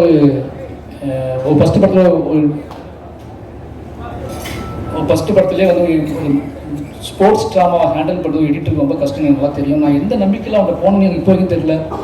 நான் மாமன் கட் பண்ணால் நான் இப்படி தான் ஏதாவது டக்குனே யார் எடிட்டர் என்கிட்ட கேட்டாங்க. என் ஹஸ்பண்ட் வந்து சக்தி போட்டுக்கோங்கடா இப்படி தான் சொன்னேன், எங்கே யோசிக்காமல் சொல்லிட்டோமோ அப்படின்னு பயம். ஏன்னா ஒருத்தரை முடிவு பண்ணிட்டோம், திருப்பி அவனை நம்ம திட்டி அவனை ஏதாவது பண்ணுன்னு சொல்லி வருத்தப்பட்டோம்னா அவனுக்கு அவன் லைஃப் என்ன ஆகும்னு யோசிச்சுட்டு ஆனால் அவன் பெரிய நம்பிக்கையை காப்பாற்றி என் கூடவே ட்ராவல் ஆகி 2 பேரும் கிளம்பி பாண்டிச்சேரிக்கு போய் ஒரு காட்டுக்குள்ள உட்காந்து எடிட் பண்ண அந்த படத்தை. அந்த எனக்கு அவன் எதுவும் ஆயிடக்கூடாது அப்படிங்கிறதுக்காக அந்த படத்தில் நிறைய எடிட் பண்ண இருந்துச்சு. அவன் ஃபஸ்ட்டு படம் வேறு, அவனுக்கு எதுவும் ஆயிடக்கூடாது அப்படிங்கிறதுக்காகவே நான் அவனை கூட்டிக்கிட்டு அவனும் மட்டுமே கிளம்பி பாண்டிச்சேரியில் போய் ஒரு ரெசார்ட்டில் உட்காந்து அந்த படத்தை எடிட் பண்ணோம். அந்த நேரத்தில் அவன் பயங்கர ரொம்ப சந்தோஷமாக இருந்தான். இந்த படத்தை முழுமையாக்கி கொடுத்தான். நன்றி சக்தி, லவ் யூ. உனக்கும் மிகப்பெரிய இடம் காத்திருக்கு, அடுத்தடுத்த படங்களில் நீ கலக்குவ. அதுக்கப்புறம் என்னோட கேமராமேன், நான் ரொம்ப நேரம் பேச யோசிக்காது. இந்த கபிலன் இருக்காருலாம், சுதி டிவி கபிலன், அவர் வந்து என்ன பண்ணாருன்னா அந்த ப்ரெஸ் ரிலீஸ் ஈவெண்ட் இருக்குல்ல, அங்கே நான் பேசியிருந்தேன். அது கமெண்ட் போட்டு என் ஒய்ஃப் ஸ்க்ரீன்ஷாட் எடுத்து காமிச்சிச்சு. இந்த மனசை ஒரு 40 நிமிஷம் 50 நிமிஷம் பேசுவான், கண்டென்ட் கிடைக்கும்.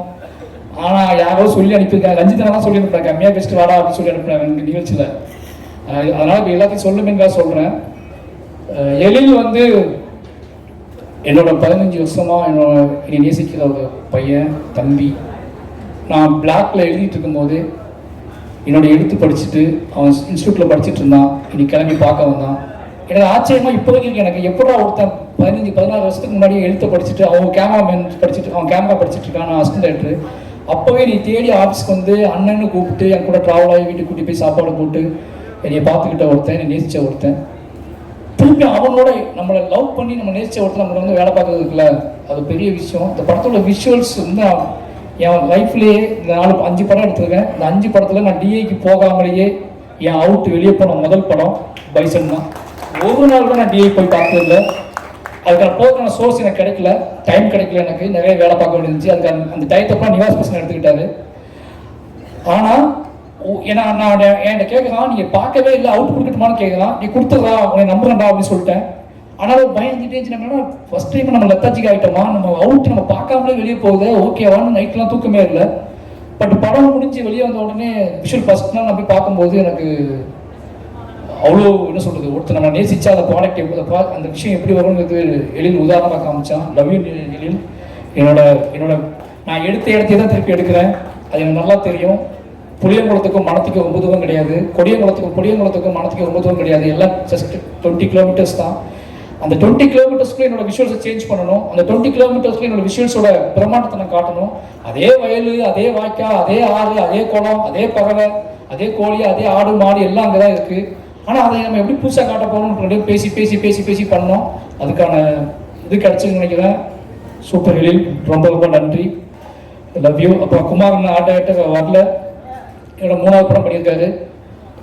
எப்படி சொல்கிறது, அதான் நம்மளை அவரும் அதே மாதிரி அஸ்னேட்டராக எனக்கு பழக்கம், ரொம்ப நேசித்து ரொம்ப அன்பு செலுத்தி இந்த படங்கள் நடந்துச்சு. ஒரு பெரிய உழைப்பை போட்டிருக்காரு.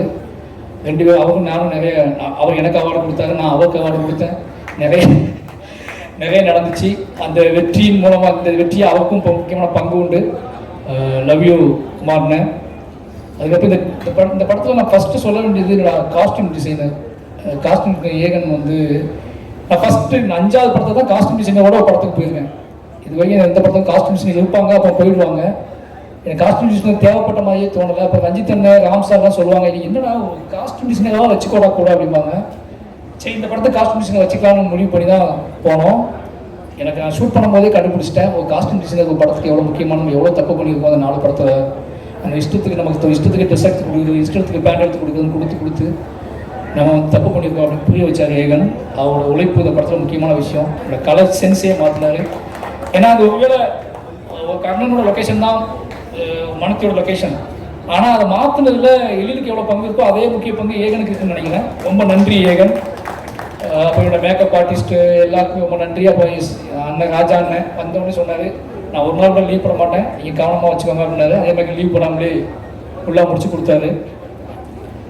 அப்புறம் யாரையாவது விட்டுறான்னு தெரியல, மாஸ்டர் ஒரு மாஸ்டர், எப்படி சொல்கிறது, மாஸ்டர் தான். மெசேஜ் அனுப்ப மாட்டார், மொத்தம் கொடுத்துட்டே இருப்பார். பார்க்க நேரம்லாம் ரொம்ப என்னை நேசிக்கக்கூடிய ஒரு முக்கியமான ஆன்மா. இந்த படத்தில் எனக்கு என்னென்னா, என்னோடய வேலை பார்க்குறவங்க எல்லாருமே அவங்களுக்கு ஒரு திறமை இருக்கும். அது மியூசிக் டேரக்டராக இருந்தாலும் சரி, அல்லது வந்து ஃபைட் மாஸ்டராக இருந்தாலும் சரி, ஆர்ட் டிபார்ட்மெண்ட்டாக இருந்தாலும் சரி, கேமரா இருந்தாலும் சரி, ஆர்டிஸ்டாக இருந்தாலும் சரி, அவங்களுக்கு நிச்சயமாக சினிமாவை பற்றி ஒரு பெரிய புரிதல் இருக்கும், திறமை இருக்கும். நான் அதெல்லாம் ஸ்டாப் பண்ணுவேன் சில நேரத்தில். எனக்கு தப்பாகவே சில நேரத்தில் தோணும். அவங்களோட திறமையை வந்து ஓகே ஓகே ஓகே ஒரு சொல்லி பாட்டிட்டு நான் ஒன்று சொல்லுவேன். அதை அக்செப்ட் பண்ணுறது ஒரு பெரிய விஷயம். எனக்கு என்னென்னா, அது சினிமாவில் குவாலிட்டியாக இருக்கும், அவங்க சொல்கிறது குவாலிட்டியாக கூட இருக்கும். எனக்கு குவாலிட்டியை விட ரொம்ப முக்கியம் என்னோட ஒரிஜினாலிட்டி. அவங்க ஒரிஜினாலிட்டிக்காக நான் சில இடத்துல ஃபைட் பண்ணியிருக்கேன், ஃபைட் பண்ணி அவங்கள கேட்டிருக்கேன். என்னோட ஒரிஜினாலிட்டியை புரிஞ்சுக்கிறது என்னோட ஆர்டிஸ்ட், என்னோட டெக்னீஷியன் பெரிய விஷயம் முக்கியம். என்னோட ஒரிஜினாலிட்டியை புரிஞ்சுக்கிட்ட முக்கியமான ஆள் வந்து மாஸ்டர். அப்படியே பார்த்துட்டு அப்படியே விட்டுருவார், நான் பண்ணிட்டு விட்டு அப்படின்ட்டு விட்டுருவாரு. அப்படி 2 பேரும் சேர்ந்து தான் பண்ணுவோம். என்னோட படத்தில் இப்போ வரைக்கும் ஒரிஜினாலிட்டி இருக்குது அப்படின்னா, கமர்ஷியல் எலிமெண்ட்ஸோடு சேர்ந்து இருக்குது அப்படின்னா, அதுக்கு மாஸ்டர் ஒரு முக்கியமான காரணம். அக்செப்ட் பண்ணிக்கிட்டது, நீங்கள் என்னோட கோமாளித்தனத்தெல்லாம் அக்செப்ட் பண்ணிக்கிட்டது. ரொம்ப நன்றி மாஸ்டர், லவ் யூ. அப்போ நிறையாது திங்கு சந்தோஷம் சொல்லணும், பார்த்துட்டே இருக்காது. மாஃபியா, தமிழ் சினிமாவோட மாஃபியா, பயமாகவே இருக்கும். அவனு சொல்லலாம், ஐயோ சொல்ல மட்டுமே, யார் சொல்ல மட்டுமேன்னு சொல்லி நிவாசை ஒப்படைச்சிட்டு நான் பார்த்துக்கிறேன் அவங்க பயப்படாதுன்னு சொல்லிட்டு காணாமல் போயிடுவார். காணாமல் போயிட்டு நான் நிவாஸ் வேலை முடிச்சதுக்கப்புறம் ஃபோன் பண்ணுவார், தலைவா ஓகேவான்னு கேட்பாரு. நிவாஸ் மேலே அவர் வச்ச நம்பிக்கை தான் முக்கியமான காரணம். நிவாஸை வந்து அவன் எனக்கு கொடுத்தது. நான் அவர்கிட்ட கேட்டேன், எனக்கு ஏதாவது மியூசிக் டேரக்டர் கொடுங்க, நான் புதுசாக போகலான்ட்டு சொல்லி. ஏன் நிவாஸ் உங்களுக்கு பழக்கம் தான், நிவாஸ்கிட்ட போகணும்னு கேட்டார். நீங்கள் இருப்பீங்களா கூடன்னு கேட்டேன், இருப்பேன்னு சொன்னார். அப்படி தான் அந்த ப்ராடக்ட் ஆரம்பித்தோம். கடைசி வரைக்கும் கூட வந்து முடிச்சு கொடுத்துருக்காரு. நிவாஸ் திங் மியூசிக் டீமுக்கு ரொம்ப நன்றி. ஐயோ, நிவாஸோட அக்கா பேரை மறந்துட்டேன். நிவாஸோட அக்கா, அது நிவாஸ் அக்கான்னு சொல்லி வர்ஷா மறந்துட்டேன். நிவாஸ் அக்கா வர்ஷாவுக்கு ரொம்ப நன்றி, கூட வந்து பார்த்துக்கிட்டீங்க. அப்புறம் அனுராக், சுபத்ரா, ரேகா நாயர், லெஸ்ஸி நிறைய பேர் நடிச்சிருக்காங்க. எல்லாத்துக்கும் ரொம்ப நன்றி. இந்த படம் வந்து எனக்கு நல்லா தெரியும். இந்த படத்தை வந்து மக்கள் கொண்டாடுறாங்க, பெருசாக போகுது, எல்லாரும் உழைச்சிருக்காங்க. எல்லாரோட உழைப்பும் கண்ணுக்கு தெரியுது. அந்த படத்தில் பெரிய மேஜிக். அது யாரெல்லாம் அந்த படத்தில் உழைச்சாங்களோ அத்தனை பேருமே தெரியுறாங்க, ஆடியன்ஸுக்கு அவங்களோட உழைப்பு தெரியுது அப்படிங்கிறது ரொம்ப சந்தோஷம். அப்படி ஏதோ வகையில் என்னை நம்பி வந்து எல்லாத்துக்கும் அவங்களோட உழைப்புக்கான ஒரு வெற்றியை வாங்கி கொடுத்துருக்கோம் அப்படிங்கிற பெரிய சந்தோஷம் இந்த படத்தில் எனக்கு ரொம்ப அதிகமாக கிடைச்சிருக்கு. அதுக்கு அதை தெரியப்படுத்திய பத்திரிகையாளர்களுக்கு மறுபடியும் நன்றி சொல்லிக்கிறேன். ஃபைனலி மை ப்ரொடியூசர் ரஞ்சித் அண்ணா, அதித்தி பாண்டியன். நாங்கள் அதித்திக்கு வந்து பாண்டியன்னு பேர் வச்சுருக்கேன். அவங்க அப்படி தான் பேசுவாங்க என்கிட்ட. அவங்க லைவில் ஒரு மாதிரி இருப்பாங்க, ஜூம் காலில் ஒரு மாதிரி இருப்பாங்க. அதித்தி இப்போ இங்கே பற்றி அதித்தி இங்கே பேசினாங்களே என்னை பற்றி, அது எதுவுமே எனக்கு தெரியாது. இப்போ நான் அதித்தியை பற்றி பேச போது அவங்களுக்கு தெரியாது, ஓகேங்களா? ஆனால் 2 பேருக்கும் பார்வையால் பேசிக்குவோம். ஏன்னா எனக்கு இங்கிலீஷ் தெரியாது, அவங்களுக்கு தமிழ் தெரியாது. நாங்கள் ஆனால் இப்போ படம் பண்ணியிருக்கோம், ஆனால் 2 பேரும் அதிகமாக பேசியிருக்கோம். யோசிச்சு பார்த்துக்கோங்க. 2 பேரும் நிறைய டிஸ்கஸ் பண்ணியிருக்கோம். அவங்க ஃபோன் பண்ணுவாங்க, எனக்கு பயங்கரமாக பேசுவாங்க. நான் ஓகே ஓகே ஓகே ஓகேம்மா, அவங்க ஃபோனை வச்சுருவாங்க. திருப்பி நான் ஃபோன் பண்ணி கோபமாக பேசுவேன், அவங்க ஓகே ஓகே ஓகே ஓகேப்பாங்க, ஃபோனை வச்சுருவாங்க. பட் என்ன அண்டர்ஸ்டாண்டிங் லெவலில் நடந்துச்சுட்டு அந்த வேலை நடந்திருக்கு. அப்போ ஏதோ வகையில் நாங்கள் வந்து ஒரு அந்யோன்யம் இருந்துக்குன்னு புரிஞ்சிக்க முடியுது. அவங்க நம்பினது என்னோட எமோஷனலில் டைம் வாய்ஸ் ஏதாச்சும் ஒன்று பண்ணால் அது எனக்கு கரெக்டாக நம்பினாங்க. அதித்தி ரொம்ப நன்றி. அப்போ ரஞ்சித் அண்ணா என்னோட என்ன சொல்கிறது, அவங்க என்ன மாதிரி கிடையாது. அவங்க வேற மாதிரினா எப்படின்னா, நான் கொஞ்சம் பயப்படுவேன், ஓப்பனாகவே சொல்கிறேன், நான் பயப்படுவேன். அவள் பயப்பட மாட்டாரு. நான் யாருக்கு பயப்படுவேன் அப்படின்னா, ரொம்ப என்ன சொல்கிறதுன்னா, எனக்கு மக்களோட நான் இன்க்ளூசிவாக பாலிடிக்ஸ் பேசுகிறேன்னு நிறைய பேர் சொல்லுவாங்க. அதுக்கான காரணம் என்னோட பயங்கர சுமை, என்னோட வெயிட் என் தலையில் வெயிட் அதிகம். அது யாராவது ஒருத்தன் தாங்கி பிடிச்சாதான் என்னால் அதை ரன் பண்ணவே முடியும். அதனால் நான் எங்கிட்ட இருக்க கதைகளோட கணமே ஒரு காரணமாக இருக்கணும் எப்படி என்னோட இன்க்ளூசிவ் பாலிடிக்ஸுக்கு. ஏன்னா அந்த கணம் எல்லாமே இன்னொருத்தர் சப்போர்ட் பண்ணலாம் நடக்கவே நடக்காது. அதை சொன்னது கொண்டு போகவே முடியாது. ரஞ்சித் அண்ணா வந்து அப்படி ஒரு ஆள். ஆனால் அவர் அவ்வளோ கோபமாக, அவ்வளோ என்ன சொல்கிறது, தான் நம்பக்கூடிய அரசியலை, தான் நம்பக்கூடிய விஷயங்களை காத்திரமாக பேசினா கூட வேற ஒரு பாயிண்ட் ஆஃப் வியூவில் ஆட்கள் நேசிப்பார். மாரி செல்வராஜை வந்து அவர் நேசித்த விதம்னு எனக்கு தெரியும். ராம் சாருக்கும் எனக்கும் ஒரு அப்பா பையன் உறவு இருக்குன்னா, எனக்கு கிடைச்ச ஒரு அண்ணன் அப்படின்னா அது ரஞ்சித் அண்ணா. அந்த அண்ணன் தம்பி உறவு வந்து இந்த படத்தோட வெற்றியை நான் எப்படி பார்க்குறேன்னா, பரியேறும் பெருமாள்னு ஒன்று நாங்கள் ஆரம்பித்து 2 பேரும் 2 பேரும் ஆரம்பிச்சு கிட்டத்தட்ட 7-8 வருஷம் ஆகுது இந்த படம் ரிலீஸ் ஆகி. திருப்பி 2 பேரும் இதே சந்தோஷத்தோட, இதே சிரிப்போட, இதே புத்தகங்களோட திருப்பி ஒரு மேடையை பகிர்ந்து திருப்பி 2 பேரும் சக்ஸஸ் கொடுத்து ஹிட்டு கொடுத்துட்டு ரெண்டு ஜாலியாக இருக்கும். அப்படின்னா எங்களுக்குள்ள இருக்கிற ஒரே ஒன்று இந்த லவ் மட்டும்தான். இந்த பெரும் உழைப்பையும் நான் செய்வதற்கு ஊக்கமாக இருந்ததுக்கான காரணம் ரஞ்சித் அண்ணா இருக்காரு. ரஞ்சித் அண்ணா நம்புறாரு, அவர் பார்த்துட்டு இருக்காரு. அவர் என்ன சொல்றது, அவர்கிட்ட போய் நல்ல பேர் வாங்கணும் அப்படின்னு. நான் ராம்சாருக்கு அப்புறம் நல்ல பேர் வாங்கணும்னு ஆசைப்பட்ட ஒரே ஆள் ரஞ்சித் அண்ணா கிட்ட தான். ராம்சார்ட் எப்பவுமே 24 மணி நேரம் நல்ல பேர் வாங்கணும்னு ஆசைப்படுவேன். அதே மாதிரி ரஞ்சித் நாட்டு நல்ல பேர் வாங்கணும்னு ஆசைப்பட ஆரம்பித்தேன். இது ரெண்டும் சேர்ந்து மிக்ஸ்ட் ஆனது தான் மாறி செல்வதாச்சு. அப்படி ஒரு நல்ல பேர் வாங்கிக்கன்னு நினைக்கிறேன். ஏன்னா பெரிய படத்தில் லவி சொன்னார், இந்த படத்துக்கும் லவி சொன்னார், என்னுடைய எல்லா படத்துக்கும் சொல்லுவார், இனி பார்க்க போனால் சொல்லுவார். அந்த அன்பை பாதுகாப்பதற்காகவே நான் தொடர்ந்து எங்கிட்ட இருக்க சில விஷயங்களை பாதுகாத்துக்கிட்டு இருக்கேன். ரொம்ப நன்றினா. எனக்கு ஆச்சரியமாக இருக்குது, இது சரியாக முடிஞ்சிடுமான ஒரு பயம் இருந்துச்சு.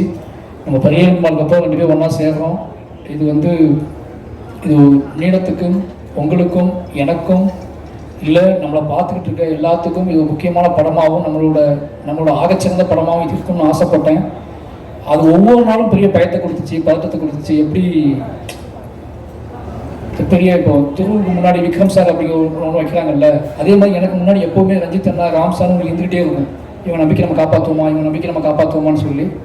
இந்த படத்தோட வெற்றியை நான் எப்படி பார்க்கணும்னா, முழுக்க நான் 2 பேருமே இன்னைக்கு பக்கத்தில் உட்காந்து விளையாண்டுட்டு இருக்கோம். அப்படிங்கிறது எங்களை விளையாட வைத்த சந்தோஷமாக உங்கள் முன்னாடி சிரிக்க வச்ச வெற்றி தான் இந்த பார்க்குறேன். 2 பேருமே மை மறந்து இருக்கோம் அப்படின்னா அவ்வளோ பெரிய வெற்றியை கொடுத்த தமிழ் மக்களுக்கு எவ்வளோ நன்றி சொன்னாலும் பத்தாது. 2 பேரும் அவ்வளோ சந்தோஷமாக இருக்கும். இந்த சந்தோஷம் முழுக்க தமிழ் மக்களால் கொடுக்கப்பட்டது. 2 பேரை பற்றி நீங்கள் கான்ஃப்ளிக்டாக பேசிகிட்டே இருக்கீங்க. ஆனால் அந்த 2 பேரும் சந்தோஷமாக வச்சுக்கிறதும் மொத்தம் தமிழ் மக்கள் தான். இந்த 2 பேரும் மட்டும் மாரி செல்வராஜ், ரஞ்சித் மாரி செல்வராஜ் பேசிகிட்டே இருப்பீங்க. ஆனால் எங்களை அதிகமாக நேசிக்கிறாங்கன்னு எங்களுக்கு நல்லா தெரியும். அந்த நேசிப்புக்காக தொடர்ந்து உண்மையாக இருக்கணும் 2 பேரும் முடிவு பண்ணுறோம். 2 பேரும் அதுக்காக வேலை செஞ்சுட்டே இருக்கோம். ரஞ்சித்னா லவ் யூ. ரொம்ப இந்த என்ன சொல்கிறது, நான் நீளத்துக்கு திருப்பி படம் பண்ணிக்கிட்டே இருப்பேன். ஓகேங்களா? அது நீங்கள் கேட்கணும் அவசியமே இல்லை. போர் அடிச்சா கூட நீளத்துக்கு படம் பண்ணுவேன். படமே இல்லாதப்ப தெரிஞ்சு அமைதியாக இருப்பேன். எனக்கு வாய்ப்பு மறுக்கப்படும் போது நீளம் எனக்கு கூப்பிட்டு படம் கொடுக்கணும். அப்புறம் அப்ளாஸ் சமீர் நாயர் அதே மாதிரி தான். ஒரு 10 பேர் இருக்காங்க. அவங்க என்ன பேசுவாங்க எனக்கு தெரியாது, ஆனால் அவங்க என்ன லவ் பண்ணுறாங்க. ஓகேங்களா? 10 பேர் வருவாங்க பாம்பேலேருந்து. என் ஆஃபீஸ்க்கு வந்தாங்க, என் கூட ஒரு நாள் நைட்டு கூட ட்ராவல் பண்ணாங்க, நைட்டு தங்கினாங்க. இனி பாராட்டிக்கிட்டே இருப்பாங்க. நான் தேங்க்யூ சொல்லுவேன். இனி ரொம்ப நேசித்தாங்க. இப்போ வரைக்கும் சமீர் நாயர் எனக்கு மெசேஜ் அனுப்பிட்டே இருப்பார். ஒவ்வொரு ரிவ்யூவையும் ஒவ்வொரு விஷயத்தையும் எடுத்து மெசேஜ் அனுப்பிட்டே இருப்பார். ரொம்ப ஹாப்பியாக இருக்கும். எனக்கு என்ன ரிப்ளை பண்ணுன்னு தெரியாது, நான் அவங்க இதயத்தை அனுப்பிக்கிட்டே இருப்பேன். அந்த இதயமே அவருக்கு போதுமானதாக இருந்துச்சு. அப்ளாஸ் டீமுக்கு ரொம்ப நன்றி. மாரி செல்வராஜை ரொம்ப நம்பினதுக்கு, எனக்கு நான் கேட்ட எல்லாத்தையும் செஞ்சு கொடுத்ததுக்கு ரொம்ப நன்றி. இந்த படத்தை லிரிக் ரைட்டர் இல்லை, அறிவு ஒரு பாட்டு எழுதியிருக்கான். நானும் அறிவு சேர்ந்து எழுதணும். அறிவு ரொம்ப நன்றி. அறிவு வேடனுக்கு நன்றி. ஏன்னா இவங்க 2 பேருமே நான் கூப்பிட்டவங்களே பாடி கொடுத்தாங்க. அதனுடைய பாடல்கள் எல்லாத்துக்குமே ரொம்ப நன்றி. ஏன்னா நான் நிறையா கிட்டத்தட்ட நிவாசம் நானும் சேர்ந்து அவங்க மாற்றி பாட வச்சோம். எல்லா பாடல்களுக்கும் ரொம்ப நன்றி. இந்த படத்தை நான் லிரிக் எழுதுறதுக்கு மெயின் காரணம் யுகபாரதி அண்ணா தான். அது சொல்லியிருக்கேன். ஏன்னா எல்லாருமே இல்லை, எல்லா வேலையும் நீயே பார்த்தா எப்படான்னு கேட்குறாங்க நிறைய பேர். ஏன் மற்ற லிரிக் ரைட்டர் கொடுக்கலாம்னு சொல்லாங்க. யுகபாரதி என்ன ஒன்றால் என்ன சொன்னார், டேய் நீ முழு ஆல்பம் எழுதி பாருங்க, அந்த கதையோட சம்மந்தப்பட்டே அது இருக்கும், நீ முழு ஆல்பம் எழுதி பாருங்கன்னு சொன்னார். அதுக்காக எழுதப்பட்டது தான் இந்த முழு ஆல்பமுமே. அவருக்கு ரொம்ப நன்றி.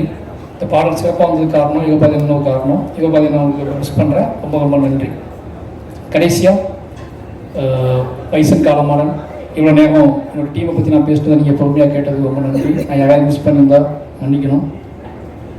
ரொம்ப எமோஷ்னலான ஒரு படம். இந்த படம் என்னோட எல்லா படமும் அப்படி இருக்குன்னு சொல்லுவேன் டைலாக்கு. பட் ஆனால் இது ரொம்ப பரபரப்பான சில விஷயங்களை நம்ம துணிஞ்சு எடுக்கிறோம்.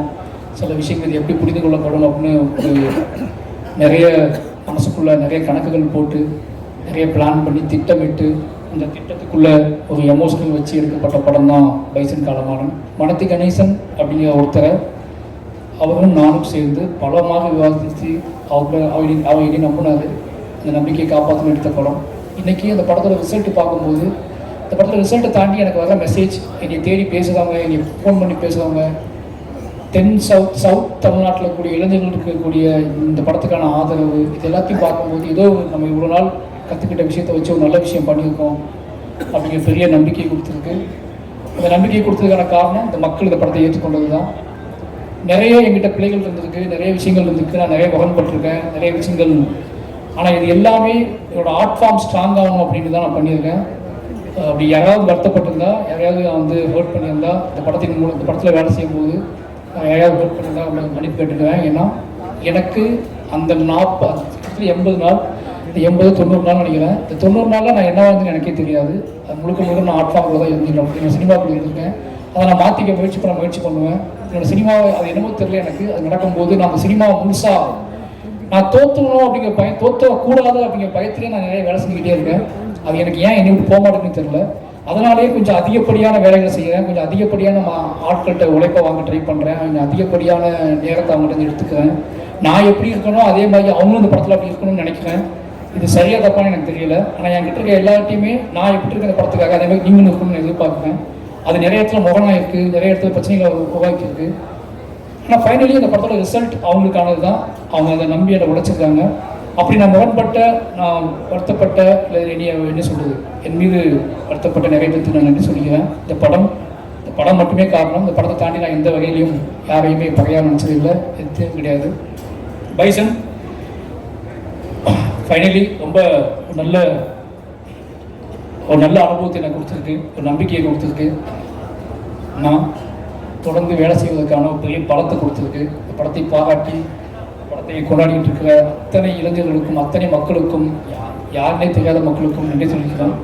நிச்சயமாக தொடர்ந்து நான் நல்ல படங்கள் எடுப்பேன்னு நினைக்கிறேன். தொடர்ந்து இந்த மாதிரி எவ்வளோ எதிர்ப்பு வந்தாலும், எவ்வளோ முரண் வந்தாலும், என்ன திருப்பிடலாம், என்னோட நெகட்டிவை மாற்றிடலாம், என்னை செட் பண்ணிடலாம்னு தயவு செஞ்சு யாரும் நினைக்க வேண்டாம். அது என் ரத்தத்திலே கிடையாது. எனக்கு வந்து அதுதான் வரும்னா நான் அதை விட்டு விலகுவதற்கான வாழ்க்கை எனக்கு இல்லை. அதை பற்றியே யோசிச்சுட்டு இருக்கேன், அதை பற்றியே போய் பேசுகிறேன், அதை பற்றியே பழகிட்டு இருக்கேன். அதை பற்றியே நான் உங்களுக்கு தெரியாது. இந்த படம் முடிஞ்ச அடுத்த படத்துக்கு இடையில நான் சந்திக்க போகிற பிரச்சனைகள், நான் சந்திக்கிற மனிதர்கள், அவங்க சொல்கிற கதைகள்லாம் கேட்டால் நீ வேறு எந்த படமும் எடுக்க முடியாது. நீங்கள் நினச்சிட்டீங்க ஒரு ஸ்கிரிப்ட் எழுதி முடிச்ச உடனே திருப்பி போய் வேறு அழகாக போய் ஒரு ரூம் போட்டு எங்கேயோ கொடைக்கானலையோ ஊட்டிலையோ இல்லை வெளிநாட்டிலேயோ போய் உட்காந்து கதை எழுத ஆரம்பிப்பான்னு நினைப்பீங்க. ஆனால் எங்களுக்கு அப்படி இருக்காது.